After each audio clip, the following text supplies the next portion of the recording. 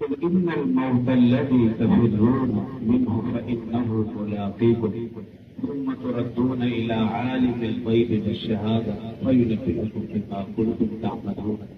صدق الله العظيم.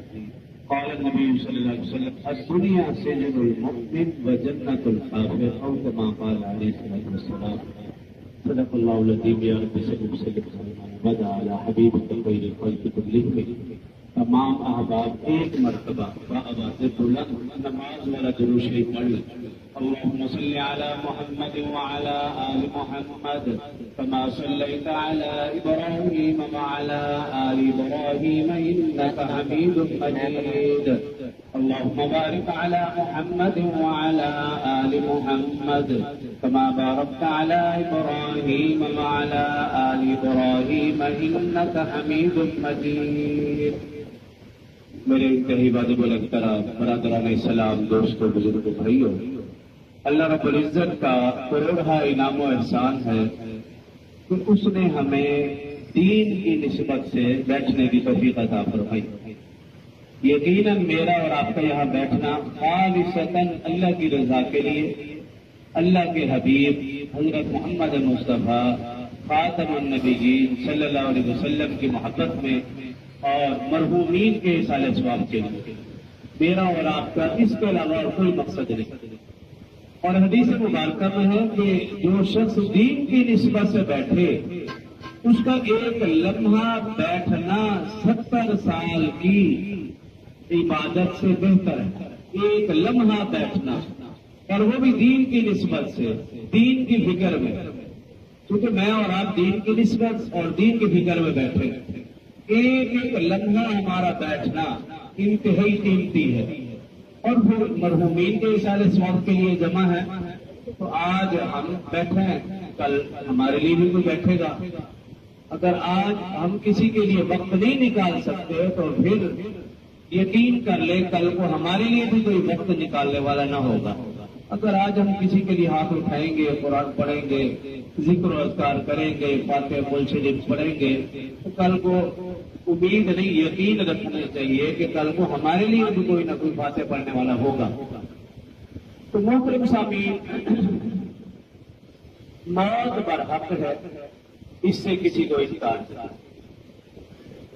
لیکن اب معاملہ یہ ہے کہ یہ زندگی جو مختصر سی زندگی ہے، جس کے متعلق اللہ نے فرمایا وما خلقت الجن والانس الا لیعبدون، تو میں نے تو انسانوں کو اپنی عبادت کے لیے پیدا کیا.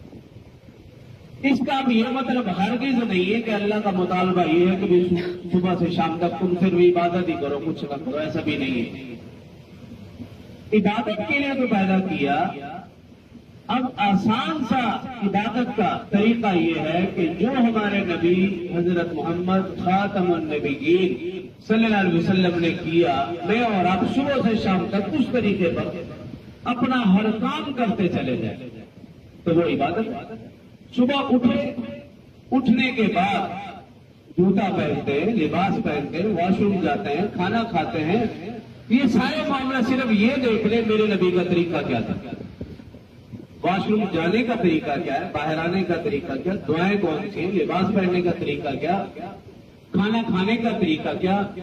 واش روم تو جانا ہی جانا ہے، لیکن اگر یہ دیکھ لیں گے پیارے نبی صلی اللہ علیہ وسلم کا طریقہ کیا، واش روم میں جانا بھی عبادت، کھانا کھانا بھی عبادت، لباس پہننا بھی عبادت، جوتے پہننا بھی عبادت. اور اگر کام پہ جا رہے ہیں اور آپ رزق حلال کما رہے ہیں اور جب نماز کا وقت آتا ہے اس کو بھی وقت دیتے ہیں، وقت نکالتے ہیں اور حرام کاری سے بچتے ہیں، جھوٹ نہیں بولتے، غیبت نہیں کرتے، بددیانتی نہیں کرتے، اپنی سارا کام، ساری ڈیوٹی، ساری ملازمت اچھے طریقے سے سر انجام دیتے ہیں. یہ صبح سے شام تک آپ کا پورا دن عبادت میں گزر. تو اتنا آسان کام ہے، اس میں کون سا مشکل. رسول اللہ صلی اللہ علیہ وسلم مسجد نبوی میں تشریف فرما تھے. صرف آخری بات کر کے، کیونکہ مجھے ٹائم بھی مختصر دیا ہے، تو آخری بات کر کے کہ دین نام ہے اللہ کو راضی کرنے کا. اللہ کو راضی کر لیں یہ دین. اللہ راضی ہو گئے تو سارے مسئلے حل ہو گئے. مسجد نبوی میں رسول اللہ صلی اللہ علیہ وسلم تشریف فرما ہے ایک دیہاتی اس نے اپنے دیہات میں رہتے ہوئے سن رکھا تھا تو کوئی مدینہ میں ایک شخص ایسا آیا ہے جو کہتا ہے کہ میں نبی ہوں. وہ سنتے سناتے مدینہ پہنچا, لوگوں سے پوچھنے لگا کہ یہاں کون سا شخص ہے ایسا؟ تو لوگوں نے بتایا بھی مسجد ہے اس میں تیرے جو. اب وہ مسجد نبوی کے دروازے کے بالکل سامنے آیا, سواری پر سوار تھا, بیٹھا سواری پر ہے, دور سے اس کی نظر پڑی مسجد نبوی کے اندر رسول اللہ صلی اللہ علیہ وسلم تشریف فرما ہے, اور رسول اللہ صلی اللہ علیہ وسلم تشریف فرما ہو اور پتہ نہ چلے, یہ کیسے ہو سکتا ہے؟ دور سے نظر پڑی رسول اللہ صلی اللہ علیہ وسلم کا چمکتا دمکتا چہرہ, اور ایسے جیسے چاند ہو اور ان کے ستارے بیٹھے ہوں. نظر پڑی, فوراً سمجھ گیا کہ یہی وہ شخص ہے جس کی میں تلاش میں ہوں. ابھی بیٹھے سواری پر ہے, اس کی زبان سے بے اختیار نکل پڑا اشہد ان لا الہ الا اللہ واشہد ان محمدا عبدہ ورسولہ. سواری سے اترا, رسول اللہ صلی اللہ علیہ وسلم کی خدمت اقدس میں حاضر ہوا اور سلام کرنے کے بعد عرض کیا رسول اللہ صلی اللہ علیہ وسلم میں مدینہ کے دیہات کے رہنے والا ہوں, میں آپ کے دربار کے آداب سے نہ واقف ہوں نہ آشنا ہوں. مجھے آپ کا پتہ چلا تھا کہ کوئی ایسا شخص ہے کہ جو اپنا نبی کہتا ہے, تو میں چلا آیا. میں سواری پر تھا, جیسے ہی آپ کے چہرے پر نظر پڑی میرے دل و دماغ نے گواہی دی, یہ کسی جھوٹے کا چہرہ نہیں ہو سکتا. میں کلمہ تو پڑھ چکا ہوں, میں مسلمان ہو چکا ہوں.